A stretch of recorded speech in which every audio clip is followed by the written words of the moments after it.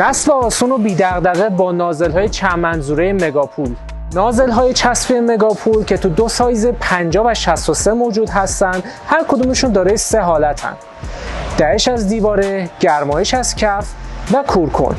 همچنین میتونیم روی این نازل ها یک سرشلنگی نصب بکنیم که سرشلنگی 1 اینچ روی سایز 50 و سرشلنگی 1/2 رو میتونیم روی سایز 63 نصب بکنیم که با استفاده از اونا هم میتونیم خیلی راحت محیط اطراف استخرمون رو آبیاری بکنیم، همین که در صورت داشتن خط اکولایزر میتونیم از اونا به عنوان کانکشن جارو استفاده کنیم. اما نکته مهمی که در طراحی این نازل ها در نظر گرفته شده، وجود یک انحنا در سطح جداره این نازل هاست که میتونیم با استفاده از اون در سطوح شیبدار خیلی راحت اونها رو مطابق با شیب کف استخرمون تنظیم بکنیم، به طوری که کاملا همتراز بشه با کاشی کف استخرمون بدون اینکه مشکلی در آب بندی اونها برای ما به وجود بیاره.